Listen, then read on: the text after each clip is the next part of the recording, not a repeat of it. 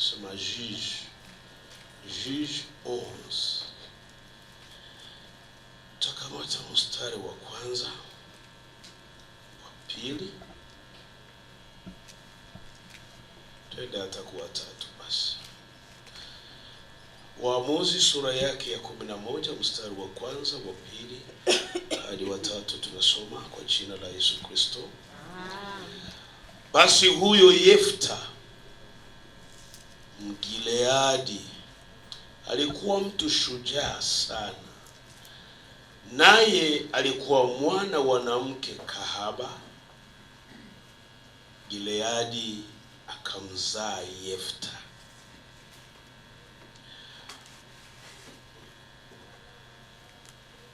Mkewe huyo Gileadi akamzalia wana, na hao wana wa mkewe hapo walipokuwa wamekuwa wakubwa, wakamtoa Yefta na kumwambia, wewe hutarizi katika nyumba ya babetu, kwa sababu wewe u mwana wa mwanamke mwingine. Ndipo Yefta akawakimbia hao nduguze, akakaa katika nchi ya Tobu, na watu mabaraduli walikwenda na kutangamana na Yefta, wakatoka kwenda pamoja naye Amina.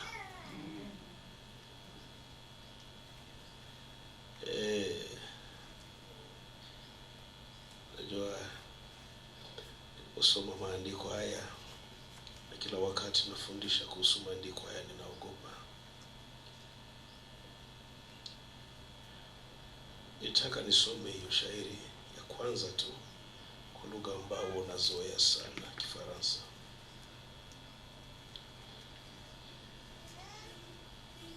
Juge chapitre 11. Nisome tu verse moja tu Kifaransa, uniruhusu, hata kama Kifaransa ni lugha wakati mwingine tunakazwa kuyozungumza. Jephthé le Galadite était un vaillant héros. Il était fils d'une femme prostituée. Et c'est Galade qui avait engendré Jephthé.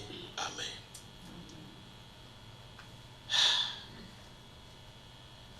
Mimi na wewe tukirudia kama wanadamu, tusimbasi Biblia haina adabu muda mwingine. Tuseme namna gani? Jephthé.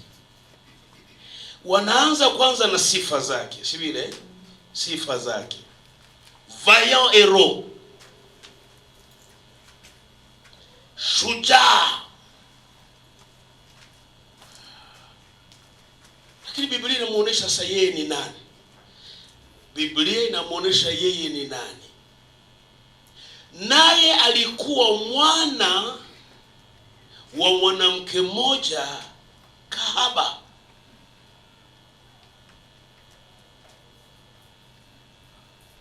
Sijui kama kuna mtu kabisa anaweza jisikia vizuri tukimsimamisha na kusema huyu anaitwa Daniel, mtumishi wa Bwana hapa, lakini mama yake ni kahaba. Nafikiri na wengine watanipiga mawe kwa sababu kile mchungaji ana adabu banduku, maana heshimie mtu. Hii ni Biblia sasa. Kwa nini Roho wa Mungu huweza kuzungumza hivi? Inazungumza habari ya huyu mpendwa anaitwa Yefta, lakini wanaanza kumuonesha yeye ni nani. Yeye ni nani? Alikuwa mtoto Mgileadi, alikuwa mtu shujaa, lakini wanapomtambulisha wanaeleza yeye ni nani. Mama yake kahaba.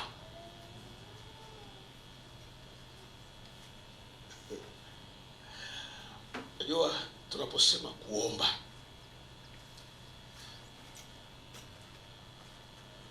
Sikia nikwambie, maneno yatakuwa mazito lakini yakusaidie. Kwa sababu mingi tunashindwa hata kanisani kuomba kwa sababu tunafanya iwezekanavyo tusikubali misingi yetu. Misingi yetu tunayakataa. Kuna watu wengi hawapendi kuangalia kwa uwazi misingi yake ni nini. Na watu wengi wanataka kuficha identite real ambao wamezaliwa ndani, wakataka kujifanya fanya. Ijapokuwa wakati bado unapinga ukweli yako na misingi yako, huwezi kuomba. Yefte, Biblia inasema mtoto wa mwanamke kahaba. Na kwa hali hii kuna wengi ambao wangelisema mwandishi wa maandiko haya alimkosea Gilead, huyu ndugu yetu Yefta. Lakini hapana. Sikiza nikwambie, ili mtu aweze kusimama machoni pa Bwana kama tunavyoendelea kuongea na kusema naweza kumlilia Mungu na kumlingania Mungu, ni wakati ambapo kwanza yeye amejijua yeye ni nani. Kuna wengi ambao hawapendi kuangalia en face ce qu'ils sont, na wanataka kuishi maisha kama ya unafiki na kujifanya ambao hawako, na ikafanya wengi wakakosa, wengi wakashindwa kuendelea, wengi wakashindwa kuambatana na Mungu, wengi wakashindwa kuningana na Mungu. Biblia inasema huyu ndugu yangu anayeitwa Yakobo alikuwa anajijua, alijijua kwa undani, alijua kama mimi mkorofi. Akamwambia malaika, nibariki. Na kwanza enda kumbariki, aliulizwa jina lako nani? Yakobo alijua kama mimi ni mtu mjanja mjanja. Yakobo mjanja mjanja, hali yake yote ilionekana ni ujanja. Alipokanda na nyumba ya mama yake mjanja, alipoiba baraka mkubwa yake mjanja. Ya kwanza ambayo itaenda kukusisimua useme unaweza kumuomba Mungu, misingi yako kwanza ni wakati utaitambua wewe nani. Na usipokubali misingi yako ni kugumu upate kupigana na Mungu, kwa sababu misingi yako ndiyo itakufanya ama ulale, ama ustarehe, ama useme tosha, imetosha, nataka kukutana na Mungu. Nataka Mungu anibadilishe, nataka Mungu anitendee mema, nataka Mungu atembelee maisha yangu, nataka Mungu aonekane kwangu, nataka Mungu anibadilishe. Kuna wengi ambao unawakuta hawataki kuangalia, itosema regarder en face wao ni wanani. Na muda mwingine hawataki ijulikane wao ni wanani. Na hata kama unakataa wewe mwenyewe kuangalia misingi yako, wewe mwenyewe unakataa kupekua misingi yako, wewe pekee unakataa kusema naweza kupenya na kujua hali ambayo unayaishi, itakuwa kugumu kwako kupata kuomba. Na ndio kafanya wengi wakapungukiwa na neema ya Mungu kwa sababu ya hii. Sikia nikwambie, Yefta, Biblia inamuonesha wazi mtoto wa kahaba.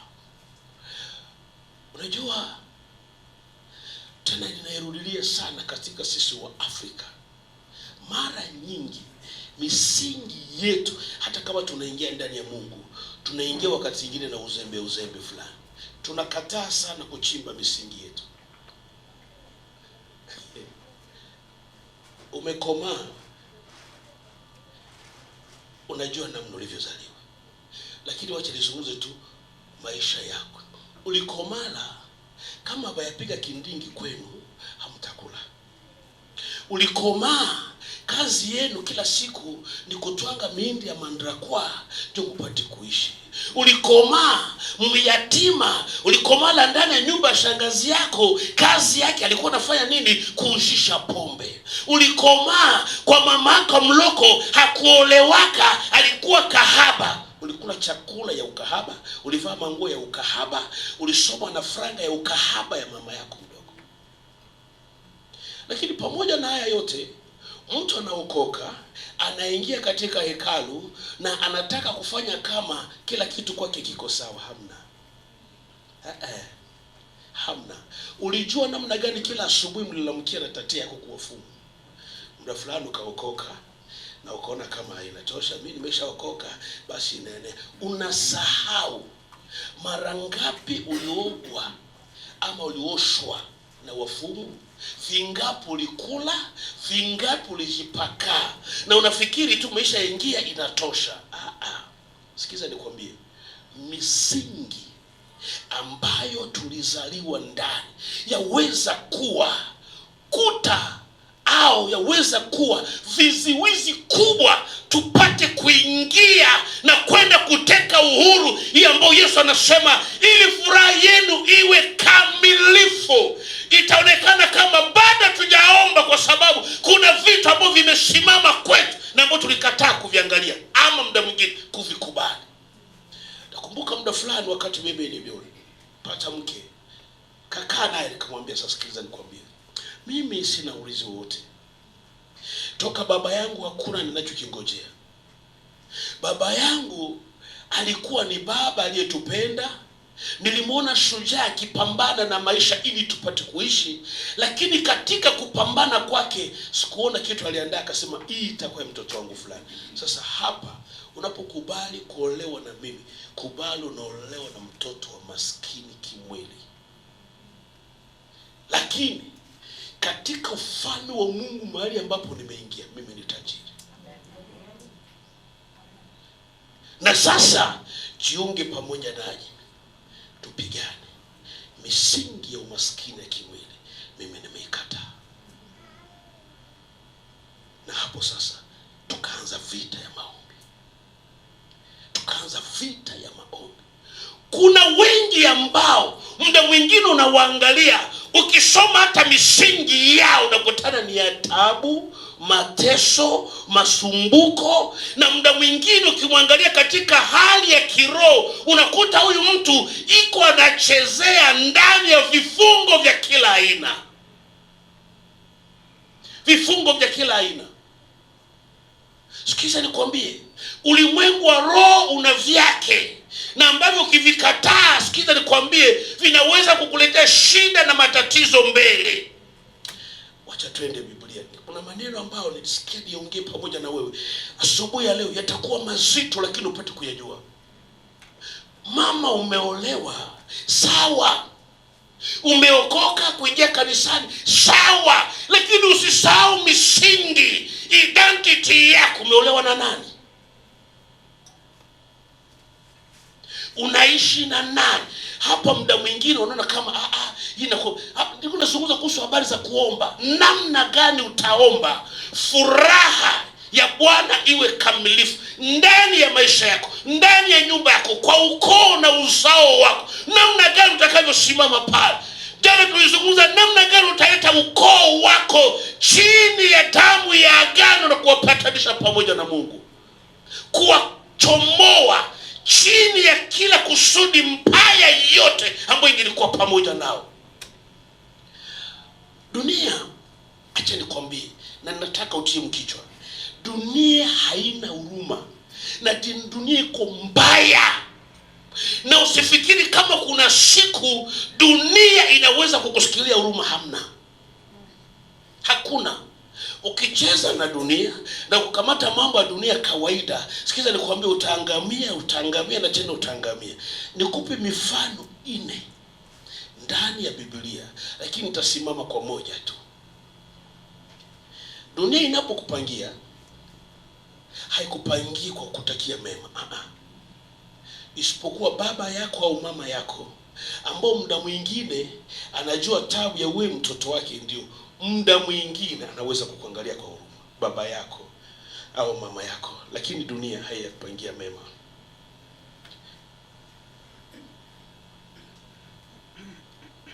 Mfano ya kwanza,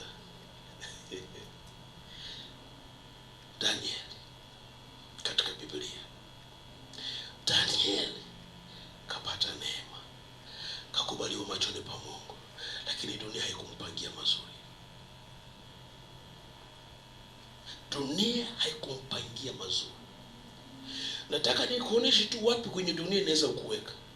Biblia inasema walipopanga njama juu ya Daniel, wakamkamata, wakamshtaki mbele za mfalme.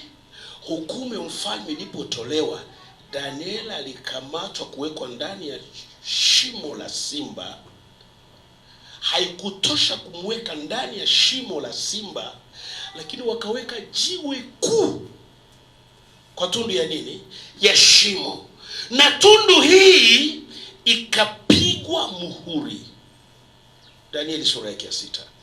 Wakati mwingine tunaweza ongea, wewe muda hujapata muda kusoma Biblia sana.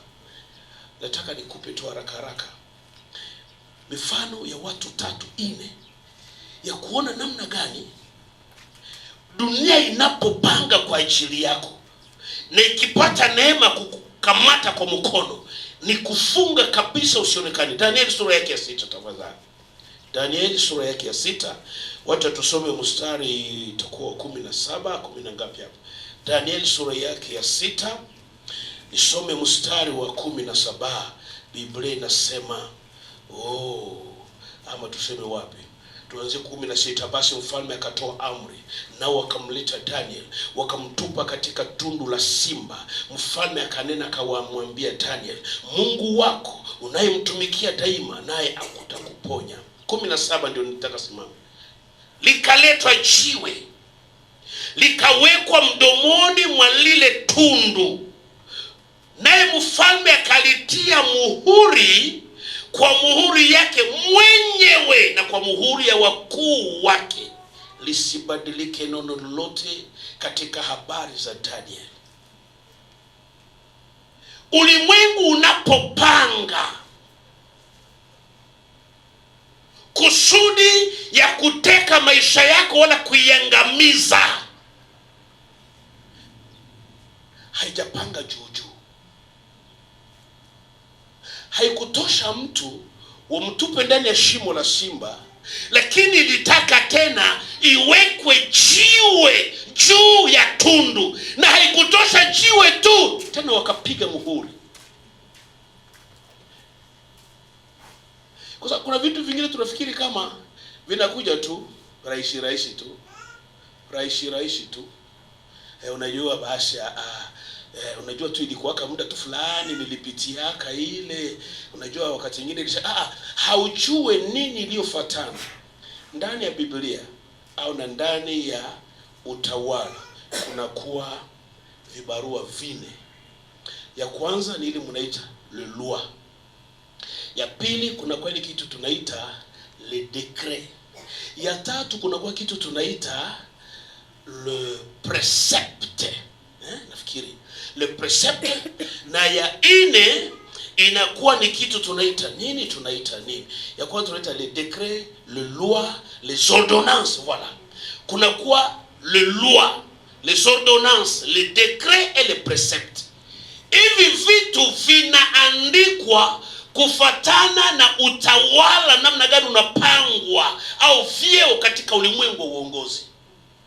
Na kuna watu ambao tangu misingi akatafutwa na haja kuwepo. Biblia inasema, ninafundisha kila siku, Mungu anatujua katika umilele wake, na muda mwingine shetani pia anatutafuta ama tunatolewa kwa ufalme wa shetani kabla tujakuwa. Na wakati ambapo unazaliwa, ukipata neema ya kujua misingi yako, umefikaje duniani, ulikomaa namna gani, uliolewa wapi, unasimama wapi, umeingia katika agano gani. Sikiza nikwambie, katika yale mara kuna sheria iliandikwa, mara kuna decree imetangazwa, mara kuna hiyo ambayo tunaita ordonnance imetangazwa, mara yaweza kuonekana ni precept ambazo zimepigwa muhuri na kusema huyu tumemfunga hapa. So, tunapoambia watu kuomba,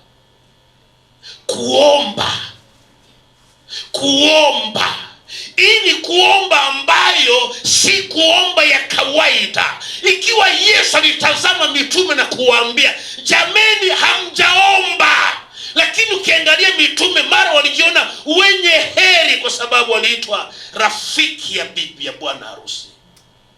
walikuwa rafiki ya bibi ya bwana harusi. Muda fulani ilitokea, mbona mitume wako au wafuasi wako wafunge? Yesu akawaambia, watafunga wakati bwana harusi atatoka. Sasa mnataka namna gani wajitese na bwana harusi kwa pamoja na wao? Kuikaa pamoja na Yesu, walijiona marafiki ya bwana harusi. Yesu aliwatetea kwa njia zote. Mbona wanakula pasipo kunawa mikono? Sasa mnasahau ya kuwa na nyinyi mnasukua nje lakini ndani mnaoza. Kukula haina shida, kinachoingia kina shida, kinachotoka ndio kina shida. Yesu alitetea, na muda mwingine mitume wangelikana kujifikiria, waliona kabisa wako sawa. Yesu aliwatetea, aliwapigania, aliwadefendre kwa hali zote, na kuwa pamoja na Yesu kwao ilikuwa starehe. Lakini hapa kawashtua, rafiki, mpaka sasa hamjaomba. Muda wangu wa kuondoka unaenda kufika, lakini mpaka sasa hamjaomba. Kuna kuomba ambayo itafanya mpaka mbingu zishuke. Hakuna maombi ambayo itafanya mbingu zifunguke, isipokuwa ni maombi ya insistence, ni maombi ya maombolezo, ni maombi ya kuhitaji misingi yote yapate kubomoka. Rafiki, sikia nikwambie, Daniel aliwekwa ndani ya shimo la simba. Inosama. Kuna watu wengi wanafikiri kama akiteseka Inosa. Siku moja nilihubiri sehemu fulani, mtu akaniuliza, akasema, sasa hawa watu wako wanatuua, akiniua, je, anabeba dhambi zangu na sababu zangu zote?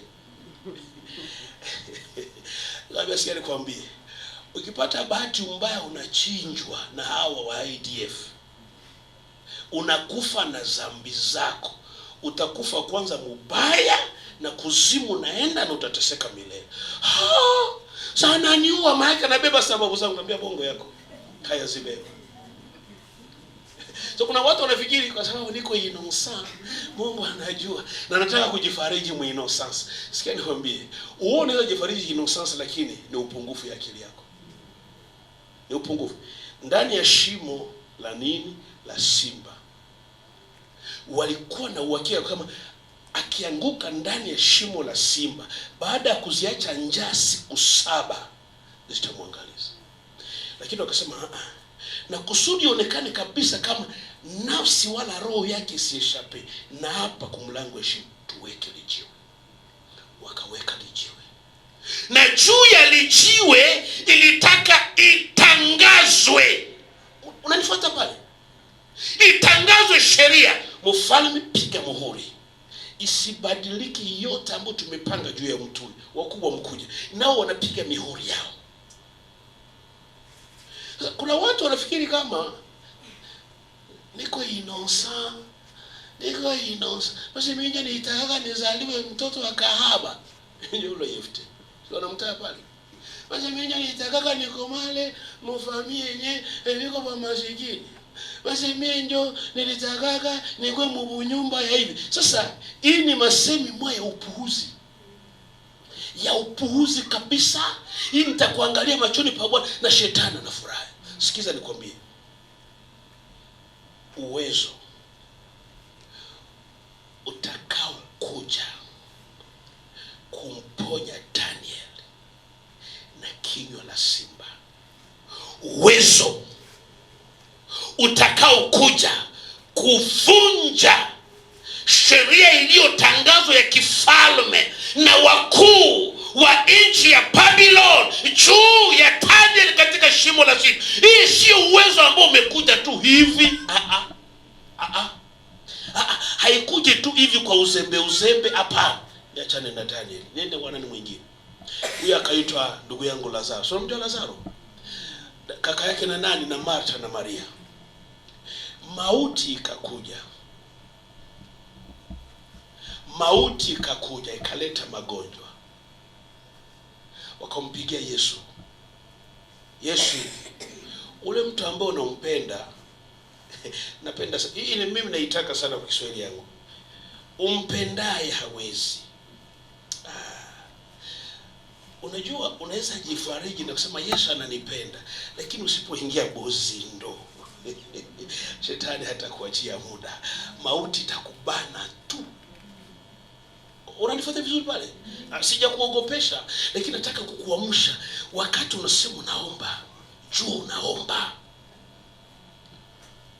Bwana anasema ombeni, ombe. Mpaka sasa mjaomba. Ni kama mnatuangalia, anasema watu wameelewa ama hawajaelewa? Wako hapi? Mbona muda unaenda kama vile mchungulia Yoshua? Mbona miaka inaenda? Mbona siku zinaenda? Haujaomba. Na mahali ulipo si pazuri, na misingi yako si mizuri, maadili uliyokomaa ndani si mazuri. Kuna vitu lilishwa, kuna vitu lipakaliwa, kuna hali ya maadili ambayo ulizoea kukaa ndani na kumbi mbaya. Nisamehe kuleta jambo hili. Kuna mama moja nilifuatana naye kimaombi, alizoea fanya ukahaba, na yeye alikuwa anamzoea kumeza mbegu za uzazi za wanaume. Baada ya miaka 11 maombi tuliyoifanya juu yake, kisha yeye kuokoka, katapika mbegu za kianaume. Sasa kwa watu wanafikiri kama unajua, si habari za unajua. Ukiwa mtu ambaye utaonekana vyako vyote utavikamata uzembe. Mpendwa, sikia nikwambie, ulimwengu wa roho una vitu vya ajabu. Na hapo Yobu akasema, nani ambaye alijua siri za mapema alfajiri? Nani aliyejua siri za jioni? Nani aliyejua siri za kuzimu? Nani aliyejua siri za mbinguni? Nani aliyejua siri za dunia isipokuwa yule ambaye amekesha kwenye uso wa Bwana? Usipokesha katika uso wa Bwana, sikiza nikwambie, kuna mambo mengi hautayajua. Usipokuwa na muda kukesha kwenye uso wa Bwana, kuna mambo mengi ambayo yatakufunga pasipo kujua. Biblia inasema, iko Yohana 11 hapa nafikiri. Yesu wangu. Biblia inasema mstari wa ngapi hapa?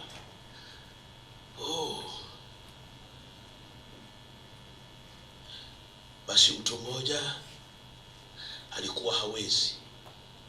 Hii ni mstari wa kwanza 11. Lazaro wa Betania, mwenyezi wa mji wa Mariamu na Marta dada yake. Ndiye Mariamu yule aliyompaka Bwana maramu, akafuta miguu kwa nywele zake, ambaye Lazaro nduguye alikuwa hawezi. Basi mstari wa 3, wale maumbu wakatuma ujumbe wakisema, Bwana, yeye mfanyaye nini? Nasoma kwa Biblia yako, nasema nini?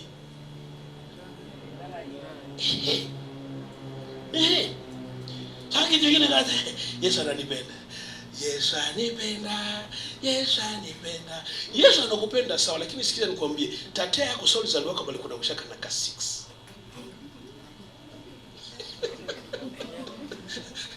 Yesu anipenda. Yesu anakupenda, lakini sikiza nikwambie, bunyumba huko ndani viko na kama zabau ka shetani kenye kila mimba yako inaenda zungumziwa pale kama zabau. Lakini Yesu anakupenda. Sasa aliyependwa na Yesu mwisho ilikuwa nini? Kifo. Usifikiri mzaa. Kifo. Sasa mimi nataka kukuamsha ndugu yangu, kanisa la Bwana. Mimi sitaki Wakristo wazembe. Muda umeisha. Dunia tunaenda. Itakuwa uzuri. Unajua, usikue Mkristo wa 5-0. Unajua 5-0? 5-0 njo 50%. Kuko watoto wanafanya examen d'etat. Yana kwambia, si bora tu nipate diploma. Qu'est-ce que nikisha pale hata kwa 5-0, est-ce que c'est un problème? Nishakuwa diplômé. Ça ne fait pas honneur. Na ndio wale wa Kristo wenyewe, l'essentiel ni ingie mbinguni. No, mpaka saa hii hauna hakika kuingia mbinguni. Lakini sasa inataka mara uingie mbinguni na Yesu akwambie, tumishi mwema, umepiga vita vizuri. Sikiliza Biblia inavyosema. Umefanya nini? Haiseme mtumishi mwema, ulitembea na uzembe, karibu sasa. Vita.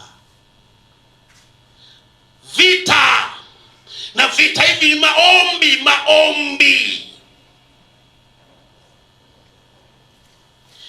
Vita tutakaribishwa, lakini maneno ambayo utakaribishwa nayo si maneno ambayo utachunga uonekane Mkristo wa 5-0. Mimi hata mbinguni itandaka kuonekana kama kuku bisikupataka kudunia juu ya uzembe yangu. Mimi nilishaingia mbinguni. Kama banapanga manyota na magrade na majina mbinguni, rafiki yangu, ndio zenye tunatumikia.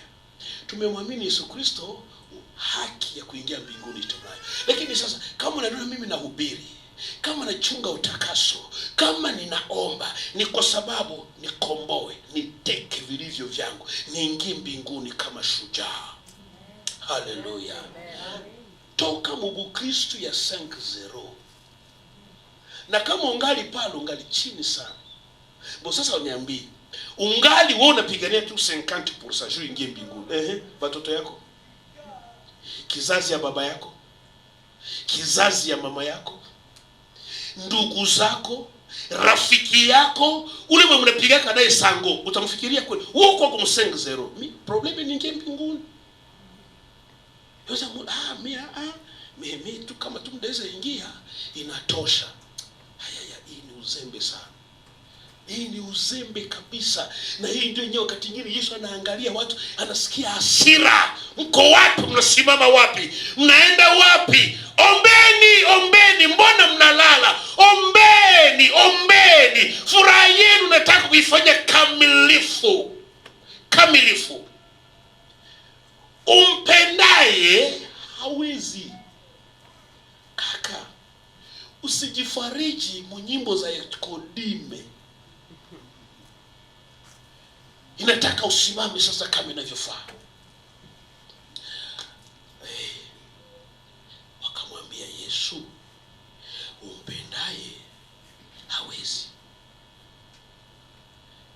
Unaona kitu kilifuata? Biblia inasema akafa. Huyu akafa. Na Yesu akasema, nashukuru kwa sababu anakufa na siko. Kwa sababu hapa utukufu wa Mungu unaenda kuonekana. Yesu wangu. Biblia inasema kaambia mitume turudi. Niko kwa mfano wa pili wa Lazaro. Nimemaliza kidogo tu ya huyo ndugu yangu aliyeitwa nani? Daniel. Nimeingia kwa Lazaro. Lazaro, Yesu akarudi. Yesu alipofika, Maria akapata habari Yesu amefika. Biblia inasema alitimuka ndani ya nyumba na kukimbia kwa miguu. Kamwambia Yesu, ungelikuwepo hapo, ndugu yetu, kaka yetu hangelikufa. Yesu akauliza, mmemtia wapi? Njoo tukuelekeze. Sasa hapa ndio sasa mimi narudilia tu. Mimi nataka kula Biblia mbichi. Mbichi manake sitaki kila wakati revelation. Yesu akauliza Maria, mmefanya nini? Umemtia? Yesu alikuwa anajua. Kumbe kuko kwenye Yesu haiwaki. Yesu alitaka bamuelekeze. Maana kwa vingine vyenye Yesu anaangua wewe ndio useme, umuoneshe baba hapa niendeke. Tuko katika maombi. Maana kumbe kuna vitu vyenye Yesu anapenda umuoneshe. Baba hapa niendeke. Baba hapa nimeshindwa. Baba hapa nina njaa. Baba hapa nimechoka. Baba hapa unanisumbua. Baba hapa muonesha. Kauliza, mumemuweka wapi? Ndio mwalimu wangu akaniambia kumbe Mungu hakuwa kifasi yote. Na mimi nikashituka. Akasema ndio mchungaji, Mungu haiko fasi yote. Nikanifasirie. Akasema nini? Musa alitaka kwenda. Mungu anamwambia, "Mwende sasa." Musa akasema, hata utaenda kama uende pamoja na sisi." Kama siende na yeye hautaenda. Maana yake Mungu alijua kama kule wakati mwingine hatakuwa. Sasa wewe usifikiri kama fasi yote kuna Mungu kila kitu kiko sawa, Yesu anaona, Yesu anajua. Maria mmemweka wapi? Sasa huyu anauliza mmemweka wapi? Hajue, haonake vyote. Muoneshe. Baba niko hapa, unajua hali yangu. Baba niko hapa, uniangalie. Akuangalie, sawa, anakuangalia, anajua nini. So sema. Bwana unasema baba anajua. Baba niko hapa. Sema nini? Mwambie nini? Hapa ndio maombi. Muoneshe 1 2 3 1 2 3 1 2 3. Naangalia saa 1 1 2 3 1 2 3. Naangalia saa 2:30. Haijaenea baba, hujanisikia. 1 2 3. Rafiki yangu, sikia nikwambie, muda fulani nilipokuwa nafunzwa maisha ya maombi pamoja na mchungaji wangu. Sasa tunakaa ndani ya chumba. Saa ngapi? Saa 4 za usiku. Njoo tuombe. Basi mama, tunakuja kuomba. Anakaa chini. Tuombe. Munaomba. Unasikia? Inakuwa saa ngapi? Saa 6:30. Unasikia, mbona muombe? Sikusikia Daniel unaomba. Tuombe. Munaomba. Na Mungu na ibada 5h du matin. Munaomba. Saa 7:30 ya usiku. Unaona nafungua macho. Msikilize. Ninaona pale ukuta ile bado inasimama tu. Maombi yetu hayasukuma. Unafungua macho na mwangalia huyu mtu mzima. Mungu ananionyesha ile ukuta haianguka. Kuna kitu kinapingana pale. Tuombe mpaka ianguke. Yaani tuombe. Anawaangalia, ukitaka sinzia, simama. Munaomba. 3h du matin. Anasema ile ukuta inaregea lakini haijaanguka. Nenda mkapumzike. Kesho tunaiendelesha. Unatoka ulishachoka, unajiepusha hasira tu ndio siku.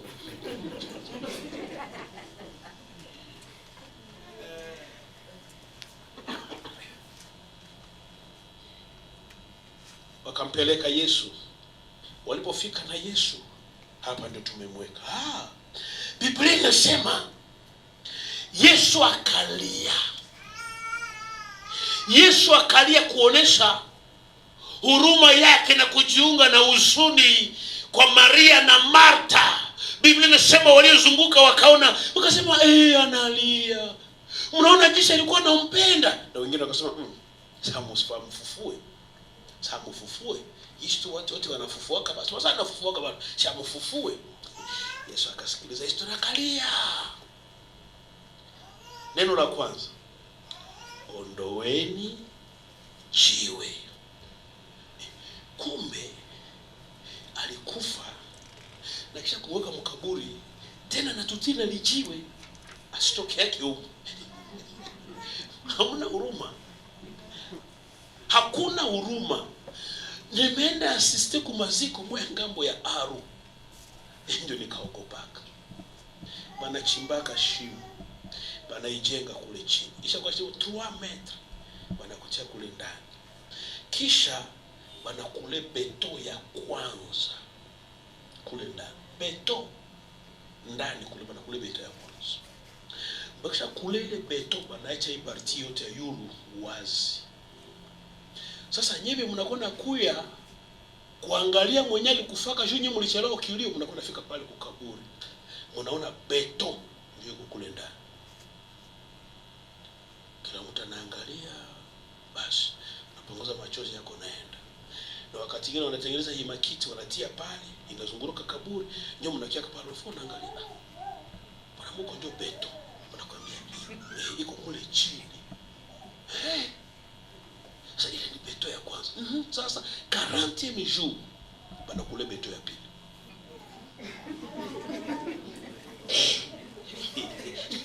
Sema Mungu wangu. Baraki kufunga asitokake.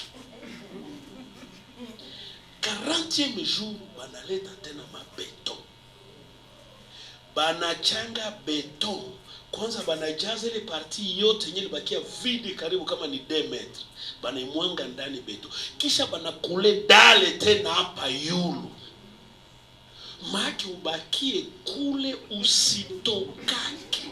Mimi nikasema sitakufiaka huko. kupatikana hata nguvu ya ufufuko kwenda kutosha mtu huko. Hizi beto za pata hapa.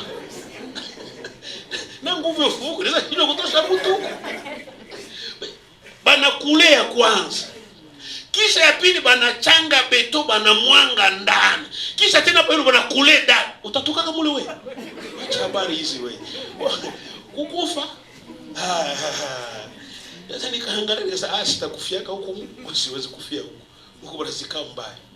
Sasa Yesu alipofika pale akasema ondoeni jiwe. Unajua jibu ya kwanza ilitoka ya nani? Ya dada yetu anaitwa nani?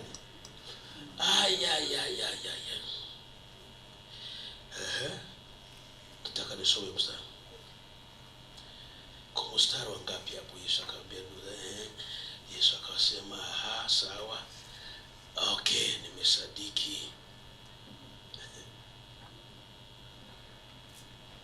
Dada yake ndiye alikuwa wa kwanza. Umemweka wapi?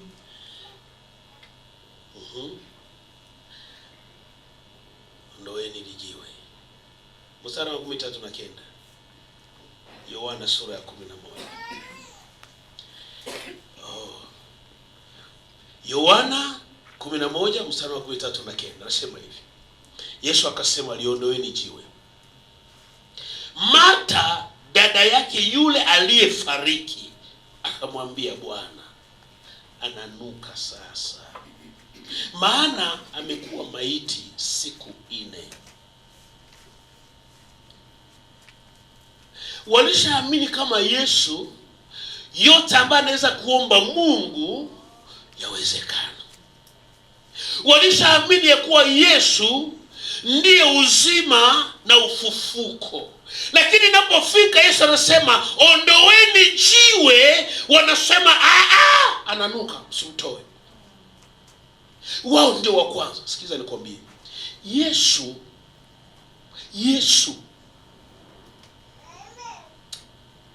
mnuko yetu haijali. Kunuka yako Yesu haijali. Yesu anapenetrate mapulijili yetu yote kwa sababu ya kutuletea uzima. Kuna watu wengi muda mwingine wanafikiri kama kwa sababu mimi nimekuwa hivi mara Yesu hawezi akatenda. Yesu anapenya hata kaburi ambalo lilikuwa limeharibika siku 4, mwezi mzima, miaka 2. Yesu anaingia kwa sababu ya kubadilisha. Utakapoficha mnuko yako kwa Yesu Kristo, hapo ndio nakwambia sasa unajiziwiza baraka za Bwana. Hii ninaita mnuko, ndio hii msingi yako. Biblia inasema huyu aliitwa Yefta, lakini mtoto wa kahaba, kwa sababu Mungu alikuwa na uwezo wa kuingia ile uzazi wa ukahaba apate kujipatia utukufu ndani yake. Ndio maana Biblia ikusikia haya ya kumwita huyu ni mtoto wa kahaba, lakini ambaye neema ya Mungu iliweza kushuka. Yesu hajali dhambi uliyoyapitia, nini unayopitia, ambaye inaweza kuonekana yananuka mbele za watu, ambaye inaweza kuonekana mbele za watu hayafai. Yesu hajali, anapenya ikiwa tu utamuonesha. Jina la Bwana, muoneshe. Muda mwingine unaweza kuona kama kuna watu ambao wanakaa akihesabu dhambi zake, akihesabu mabaya aliyofanya, akihesabu watu alishapitia. Kuna mwingine hata ndani ya kanisa anakata tumaini. Yesu anaweza samehe na hii. Na Yesu anaweza nifungua ndani. Na Yesu anaweza angalia kwa sababu nishaka haribika, iko tu hivi basi. Hii ni sauti ya shetani. Mungu anaweza. Mungu anaweza. Tena huyu Mungu anaweza. Nizungumze rafiki yangu watatu ambaye ni Yesu Kristo. Kwanza napita haraka tu. Yesu Kristo naye kisha kushikwa na Wayahudi, wakamkamata, wakamweka ndani ya kaburi. Na ndani ya kaburi hii Biblia inasema wakahakikisha jiwe liwekwe kwenye kaburi lake ili ionekane kama hakuna mwenye anaweza kumuiba ndani. Rafiki, kuna misingi tulitoka ndani. Kuna wakati ingine maisha tunaoyaishi, kuna alliance, mapatano tulioingia ndani, lakini hii inakuwa na uwezo ambao unatusumbua, na mawe makubwa yamewekwa. Tunapoingia kwenye mapatano inapigwa muhuri, tunapoingia kwenye maagano inapigwa muhuri, tunapoingia katika hali fulani wakati mwingine inapigwa muhuri, na yanawekwa jiwe kubwa. Kila wakati shetani akapata nafasi ya kufanya agano kwa sababu ya maisha yako, anaisela kwa sababu kitu kinaweza kuvunja au kumnyang'anya wewe. Na sasa inataka uwe na neema ya kukumbuka na kukumbushwa na Mungu, uwe na neema kutembelewa na Bwana kwa sababu upate kwenda kukombola naye. Biblia inasema pambazuko moja, wanawake walitaka kwenda kaburini kwa sababu ya kwenda kupaka mafuta mwili wa Yesu Kristo. Biblia inasema walipokuwa njiani wakaanza kufikiri, nani atatuondolea lile jiwe? Kwa sababu ni jiwe ambalo halikusukumwa na kila mtu. Bidii waliokuwa nayo, upendo waliokuwa nao juu ya Yesu, kukimbia kukaburi walienda yako mapema, lakini ndani yao walijua kuna jiwe, na ambayo mwanadamu hawezi. Biblia inasema jiwe ya kaburi ya Yesu kutoka ilitaka malaika kutoka mbinguni. Malaika wa Mungu ndio alishuka toka mbinguni kwa kuja kuviringisha jiwe kwa kaburi la Yesu. Kuna mawe ambayo inaweza kuwa imewekwa kwa mlango wa maisha yetu, na hii mawe kusudi iondoke inataka malaika ashuke toka mbinguni. Na acha nikwambie, malaika hajashuka toka mbinguni isipokuwa maombi pekee. Hii inaweza kufanya malaika apate kushuka na kuja kutenda kazi kwako. Nimalizie. Sasa nataka kukuvuta kwa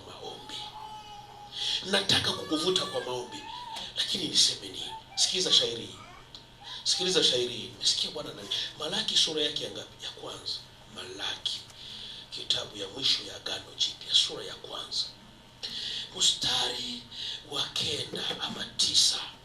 Sikiliza neno la Mungu linavyosema. Malaki, Yesu. Malaki sura yake ya kwanza mstari wa 9, Biblia inasema, na sasa na wasihi, ombeni fadhili za Mungu. Ili afanye nini? Atupe. Hii shairi naweza kupata tu sehemu ya kwanza inatosha.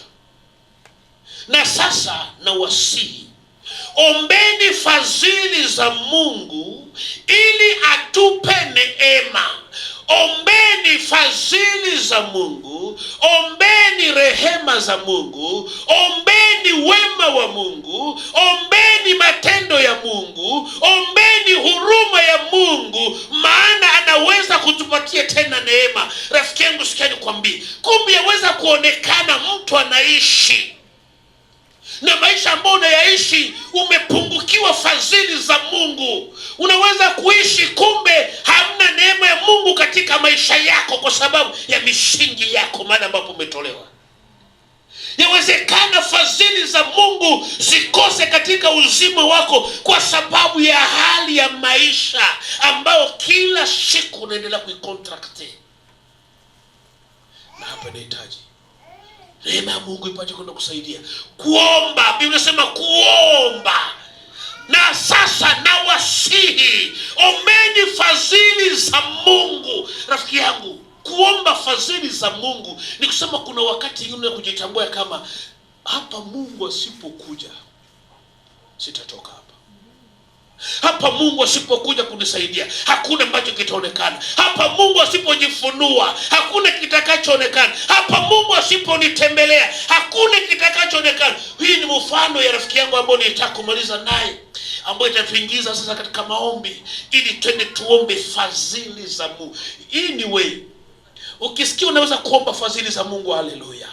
Ukisikia utaweza kukaa kimya basi. Ukisikia unataka kutosheka na Mkristo 5-0 basi hii ni wewe. Lakini Biblia inasema ombeni, nataka nifanye furaha yenu kamilifu ndani yangu. Mungu niseme kwa lugha nyingine iliyo wazi, Mungu hajatosheka namna anavyokuona. Wewe unaweza unatosheka. Biblia inasema tutakavyokuwa bado hatujakuwa. Na kama Mungu anasema tutakavyokuwa bado hatujakuwa, si mbinguni tu lakini na hapa duniani. Kuna vitu ambavyo usiseme ninatosheka nilivyo, na kumbe bado Mungu anapokutazama hajatosheka anavyokuona. Rafiki yangu anaitwa nani? Kitabu cha Matendo ya Mitume. Nimalizia hapa kwa maneno mawili matatu. Matendo ya Mitume 16 mstari wa 23, mtelemke kidogo hapo. Oh Yesu.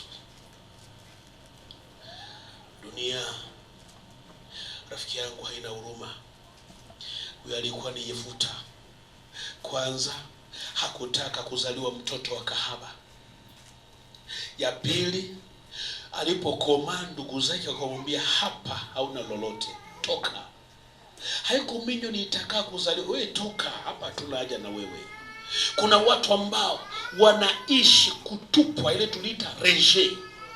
Wametupwa si kama walitenda dhambi, wanatupwa tu kwa sababu dunia haiwataki. Katupwa mahali ambapo Yefuta alienda. Biblia inasema alienda ungana na watu wa barabara. Mabaraduli ni watu ambao wakaonekana kama wenye hawana makao, waliotupwa, walioachiliwa, watu ambao pia wanaonekana katika maisha ya taabu. Mara ya kwanza nitembee hivi kwa uhuru ndani ya mji ya Kampala, nilikuwa na rafiki yangu wanamuita Charles. Unajua Charles Kahero? Huyo rafiki yangu sana. Sasa akaniambia, mchungaji, kuja nikuoneshe. Unajua alipata ukimwi lakini akapona kimiujiza. Rafiki yangu sana kabisa.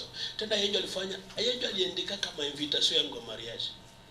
Sasa siku nyingine tukutana Kampala, na mchungaji, kende nikuoneshe kwenye shetani alinipatiliaka ukimwi. Nikashtuka.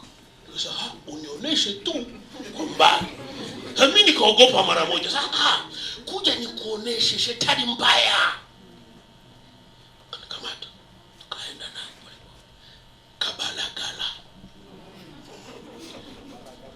Kabalagala. Sasa tukaenda naye. Tukaenda fika fasi moja, kuja tukunywe soda hapa. Tunakunywa soda. Sasa ananiambia, "Wanza angalia sasa."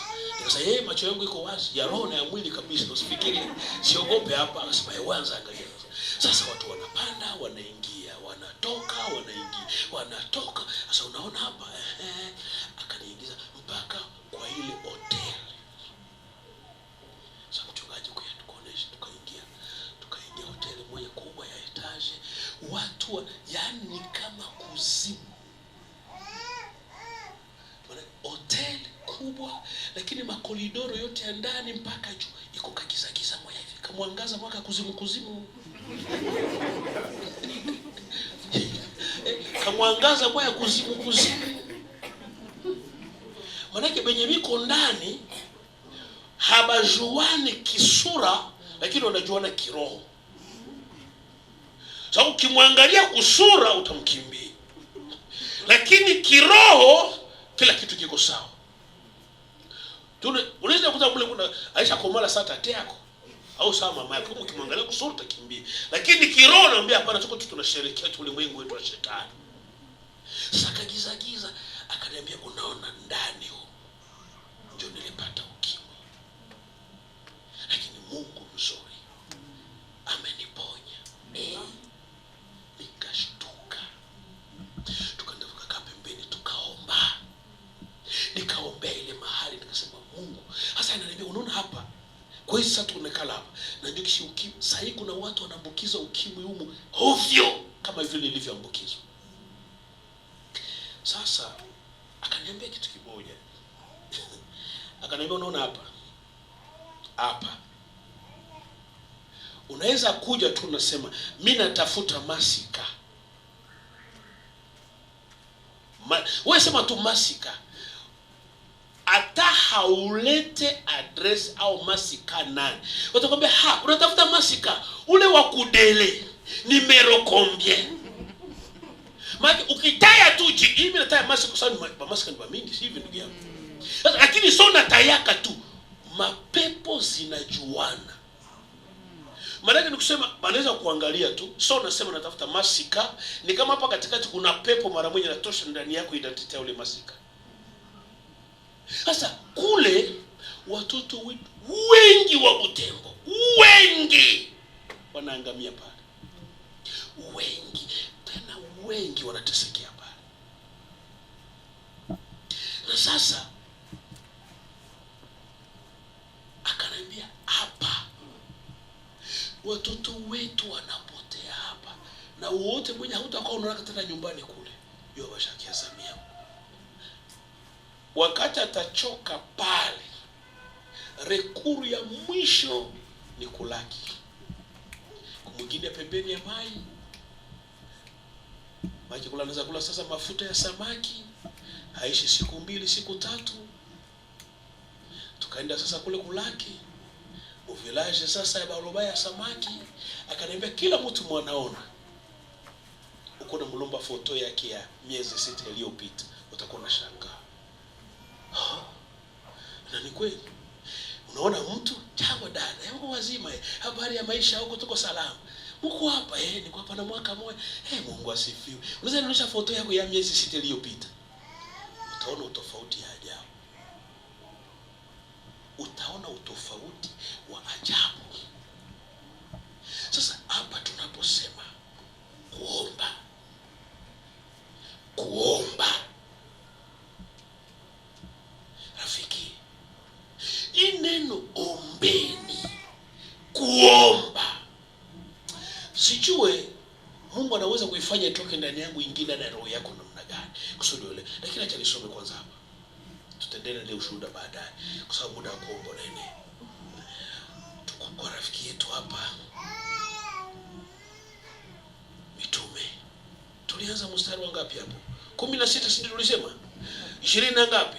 23. Biblia inasema na walipokwisha kuwapiga mapigo mengi, wakawatupa gerezani, wakamwamuru mlinzi wa gereza awalinde sana. Pigwa mapigo mengi, kutupwa gerezani, tena walindwe sana. Hapa mimi nataka kuleta tu detail fulani. Tuendelee kidogo. Naye akisha kupata amri hii, akawatupa katika chumba cha ndani, akawafunga miguu kwa mikatale, kwa makatale, maana maki mashene minyororo. Lakini panapo usiku wa manane, Paulo na Sila walikuwa wakimwomba Mungu na kumwimbia nyimbo za kumsifu, na wafungwa wengine walikuwa wakisikiliza.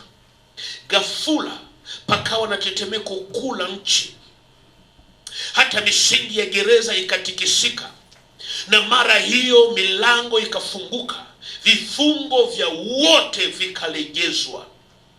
Yule mlinzi wa gereza akamka, naye alipoona ya kuwa milango ya gereza imefunguka, alifuta upanga, akataka kujiua, akizani ya kuwa wafungwa wamekimbia. Kwa nini nataka uombe asubuhi ya leo? Sababu hii.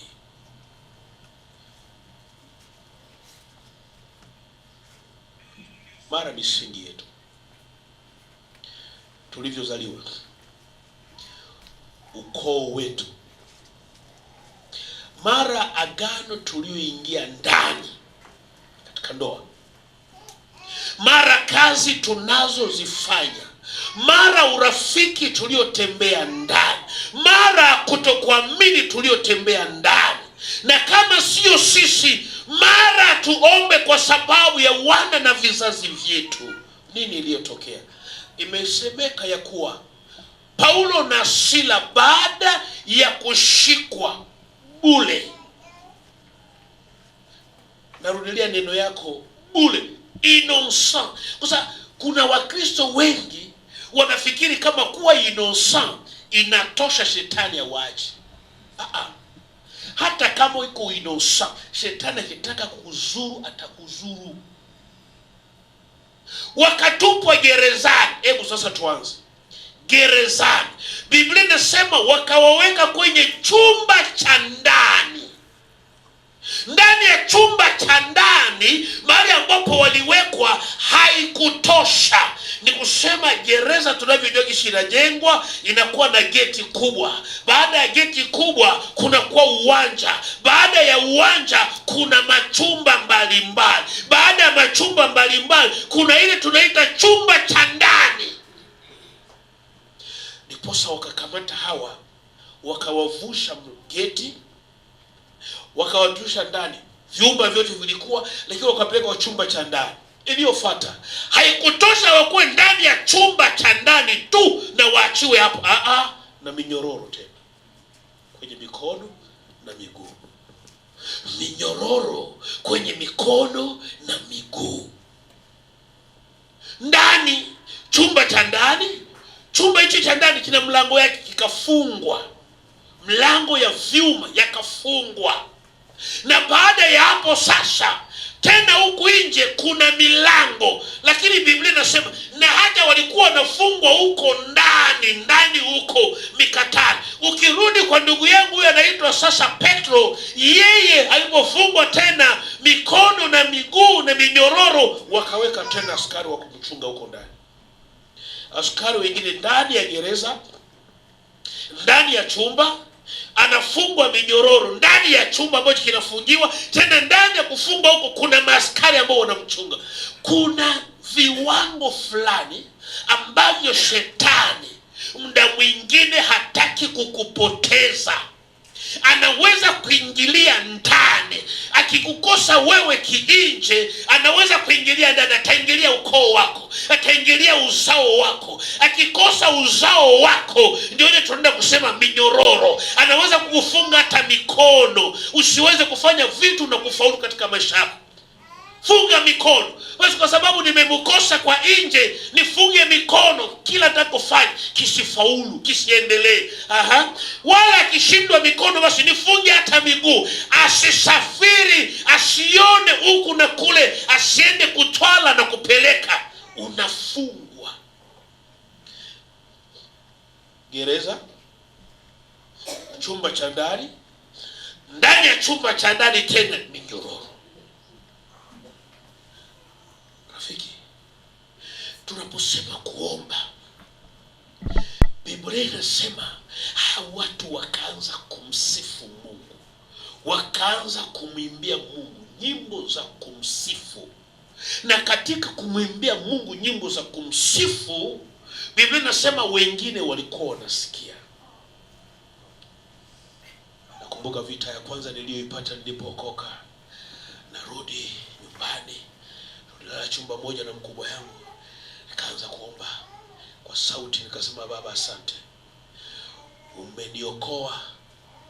Mimi nina kifungo kimoja sasa na damu ya Yesu Kristo. Mimi ni mwenyezi wa ufalme wa mbingu. Umenitoa ndani ya kamba ya vizazi ya msiwa. Umenifungua toka urizi ya kimwili yote ya kushindwa, yote ya kuangamia kifamilia ya msiwa. Sasa mimi ni mwenyezi wa mbingu, mtoto wako Baba mfalme. Mimi nimekuwa sasa prince katika ufalme wako. Nikaanza jitapia identity yangu ya mpya katika Yesu Kristo. Nilipomaliza kuomba, mkubwa wangu akaniangalia akasema, mnakuwa na kiburi nyie. Hima kuokoka yenu unakuwa na kiburi. Mungu amekufungua toka minyororo ya kizazi ya msiwa. Minyororo gani? Wewe tuko na minyororo. Nikamwambia mnayo. Tena mnayo. Haleluya. Sasa kuna wengine hawataki kuomba kwa sauti watu wasisikie. Kumbe kuna mapepo zingine zenye nataka zisikie vitu tunaomba. Tangaza. Omba kwa sauti. Unaogopa kuomba kwa nini kwa sauti? Ukiwa mwako mnyumba unaogopa kuomba. Ombea kizazi chako. Ombea watoto wako. Ombea biashara yako. Ombea safari za mume wako au safari zako. Ombea kizazi ya mama yako. Ombea kizazi ya baba yako. Ombea. Baba yangu ana vizazi 2.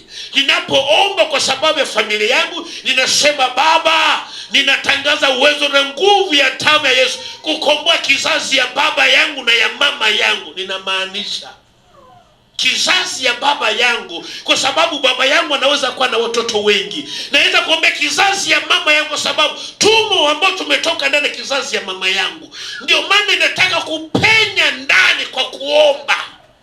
Yefute baada ya kufukuzwa mahali ambapo alienda, mpaka ndugu zake walimfuata ni kwa sababu alienda kuonesha bidii fulani.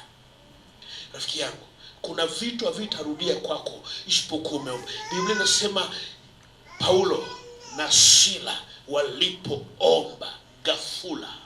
Biblia inasema ghafula, kwa ghafla tetemeko ikatoka juu. Tetemeko. Hakuna uwezo unaotoka mbinguni isipokuwa maombi ndio inaishusha. Kuna uwezo ambao umewekwa. Muda mwingine nitazungumza habari za nguvu za ufufuko.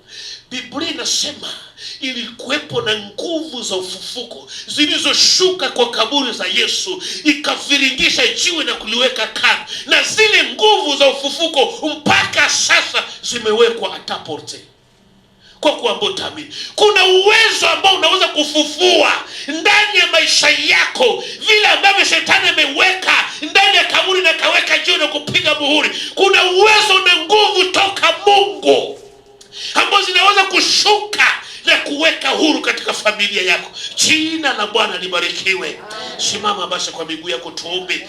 Nilitaka nione mtu ambaye atasema, Biblia inasema basi ninawasihi iwezekanavyo tuombe fadhili za Mungu. Mara neema ya Mungu itatutembelea tena katika mwisho wa mwaka huu, katika wiki hii. Tuombe fadhili za Mungu. Mara neema ya Mungu tena inaweza kufufua, inaweza kuleta kwenye uhai, inaweza kututendea makuu.